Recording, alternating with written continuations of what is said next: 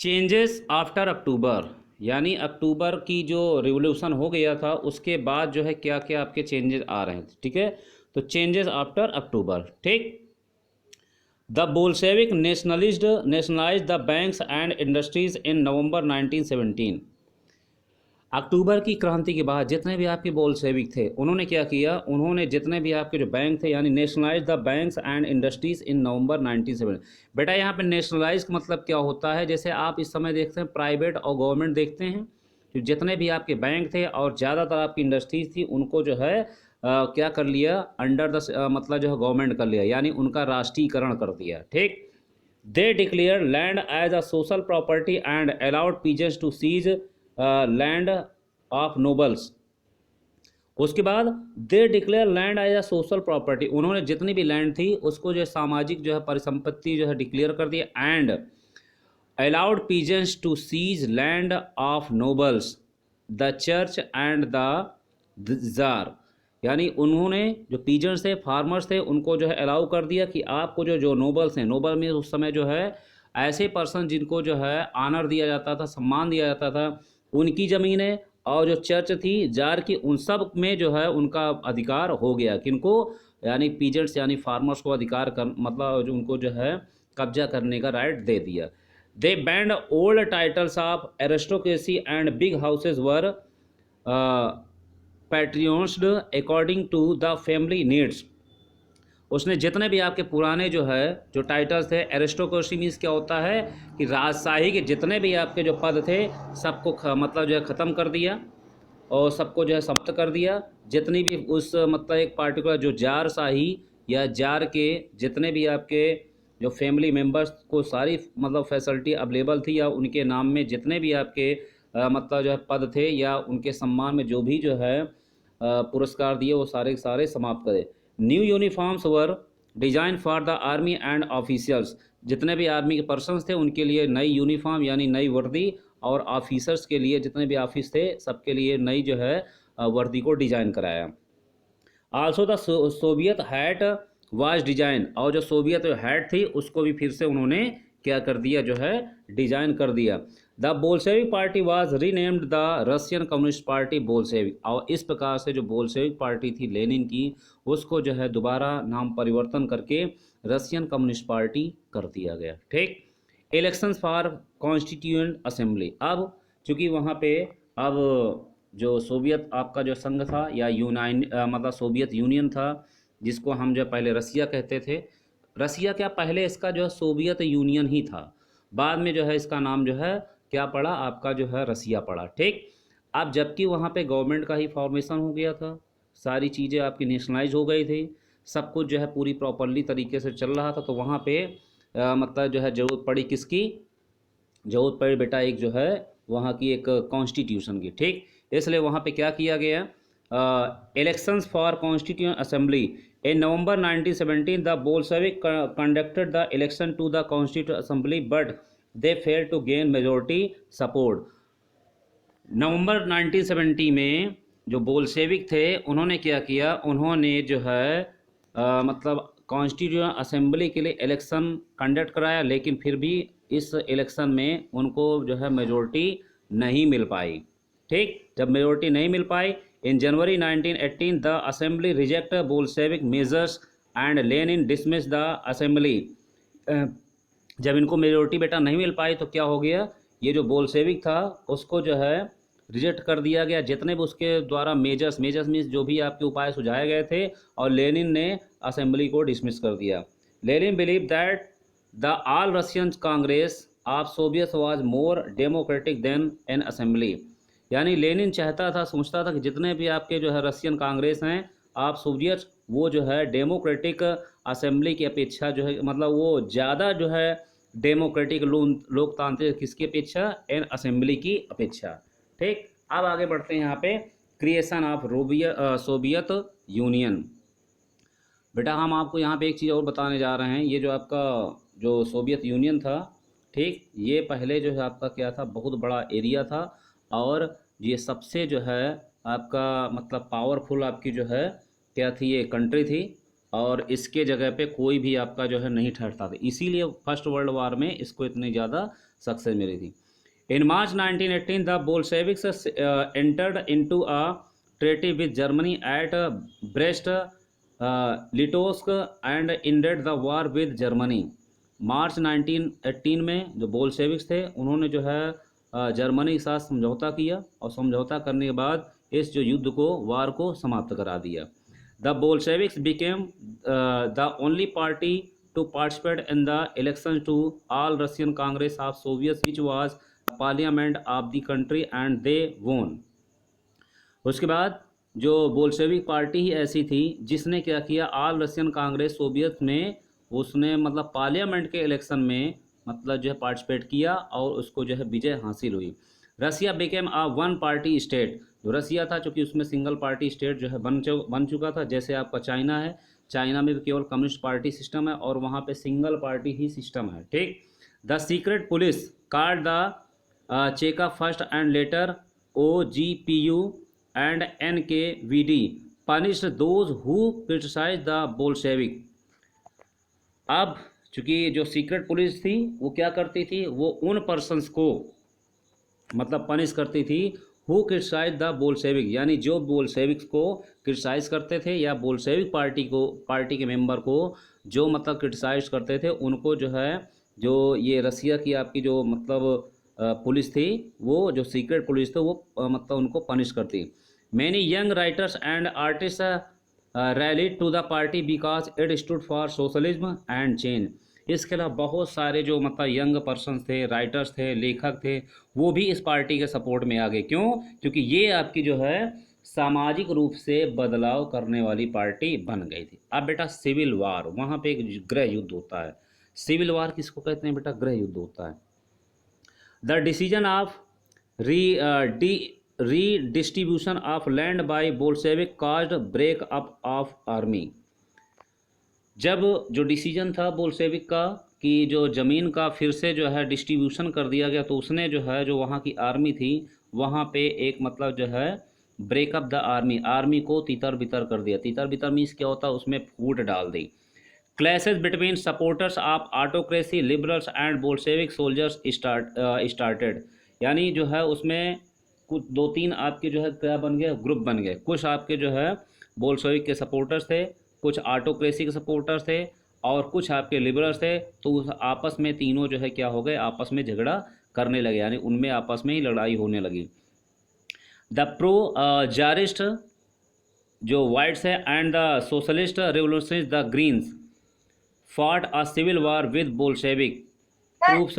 हाँ बेटा। सर विनय सर ने बोला था अगर कोई अनदर नेम से ज्वाइन करे तो प्लीज उससे पूछ लीजिए कि वो है कौन। यहाँ पे ओको नाम से किसी ने ज्वाइन करा है बट नेम नहीं रिटन है। अच्छा, रुकिए, देखिए हम इसको अभी रिमूव कर दे रहे हैं। ठीक है बेटा, अभी रुकिए।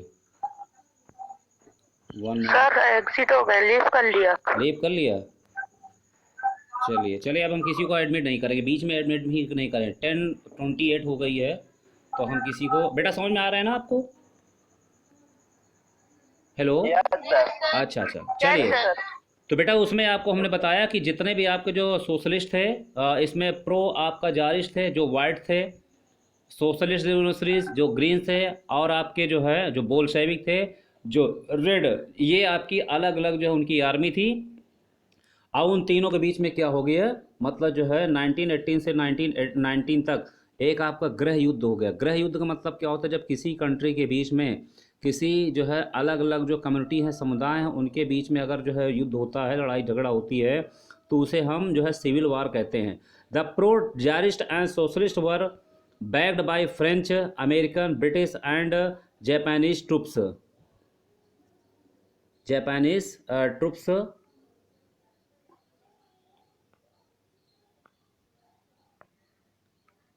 यहाँ पे अब क्या हुआ बेटा, जितने भी आपके जो प्रो जारिस्ट थे, यानी पहले के जो जार के मतलब सपोर्टर थे, सोशलिस्ट थे, उनको फ्रांस, अमेरिका, ब्रिटिश और ब्रिटेन एंड जापान की जो मतलब आर्मी थी, उनसे क्या हुआ, उनसे उनको सपोर्ट मिला।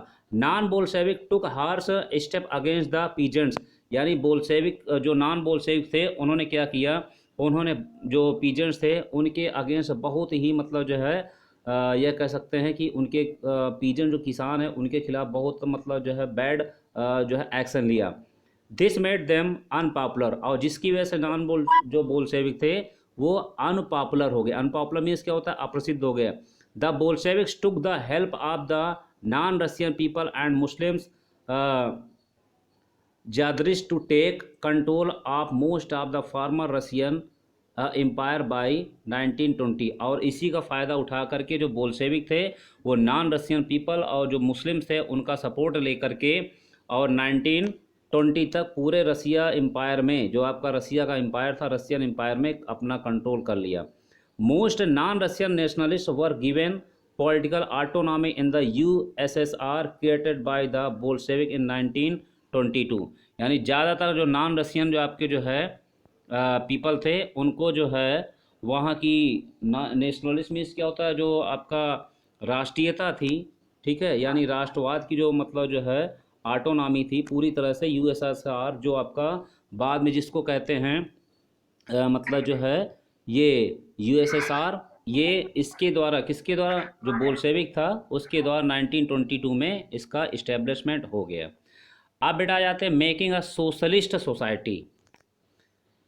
Making a socialist society, socialist means को समाजवाद मतलब जो है समाजवादी जो है समाज, ठीक। During the civil war the Bolshevik kept industries and banks nationalise, यानी सिविल वार के मतलब दौरान भी जो बोल्शेविक था उसने जो है जो इंडस्ट्रीज़ थी और जो बैंक थी उनको जो है नेशनलाइज करने का वो मतलब जो काम था वो जारी रखा।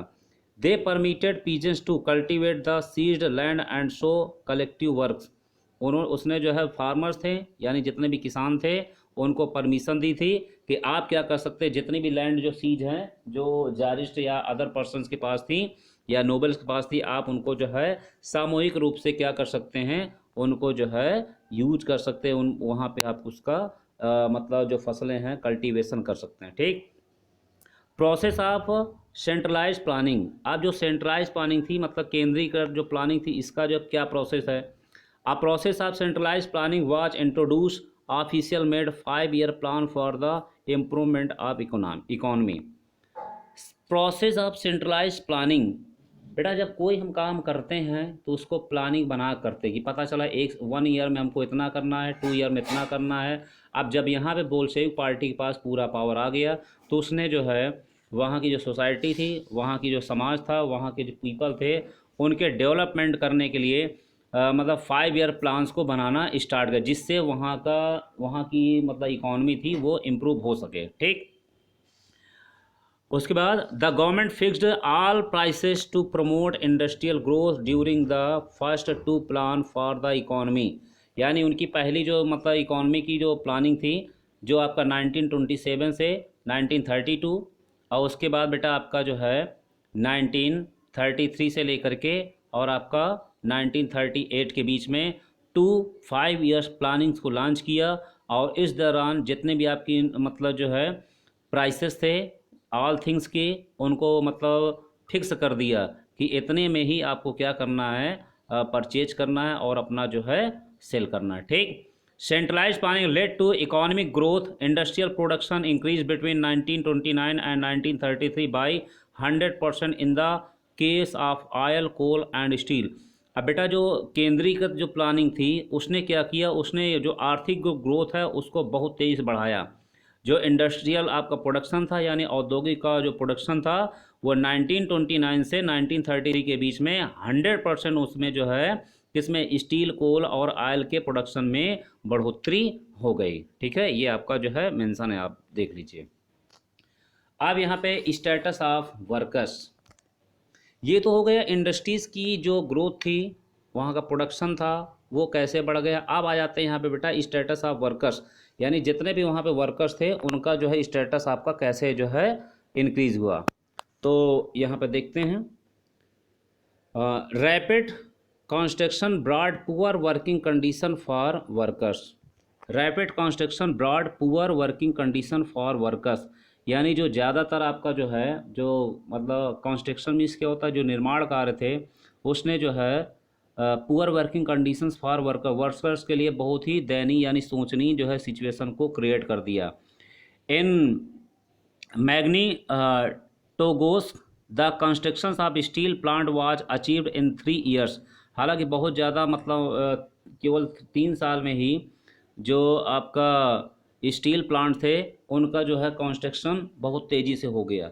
Worker did not have even basic facilities of toilet health and care. ज़्यादा इंडस्ट्रीज़ के ग्रोथ से जो वर्कर्स की कंडीशन थी वो बहुत दयनीय हो गई, और उनके लिए बेसिक जो आपकी रिक्वायरमेंट थी जिसमें आपका टॉयलेट था, हेल्थ केयर था, ये सारी चीज़ें उनके लिए अभी भी मतलब बेटर वे में अवेलेबल नहीं थी। Measures taken to improve status of workers were. अब जो वर्कर्स के जो स्टेटस थे उनको कैसे जो है इम्प्रूव किया गया, उसके लिए क्या क्या मतलब उपाय किए गए बेटा, यही आपके पॉइंट्स दिए गए हैं। An extended schooling system developed and arrangement were made for factory workers and peasants to enter universities.